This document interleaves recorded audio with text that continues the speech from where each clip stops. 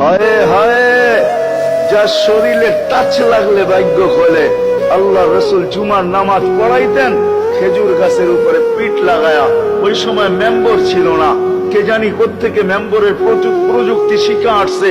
আইসা বলছে, ইয়া রাসূলুল্লাহ, মেম্বর বানায়া দেই। আর কতদিন দাঁড়ায় দাঁড়ায় খুতবা দিবেন? মেম্বরে উঠবেন, বসবেন, খুতবা দিবেন।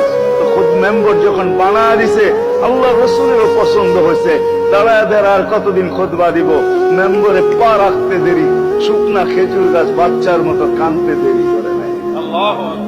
শুধু কাঁদে নাই, সে তো বলতেও ছিল মনে হয় আমার কাছে যে শুধু কাঁদে নাই, বিলাপ করতেছিল সে।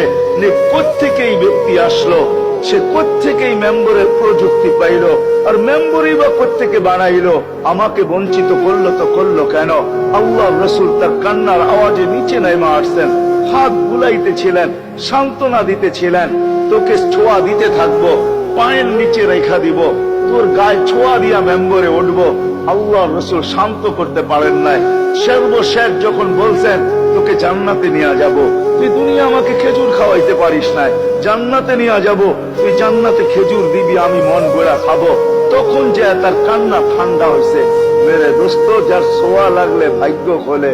আবু তালেব তো বুকে ঘুমাই, মুহাম্মদুর রাসূলুল্লাহ তো আবু তালেবের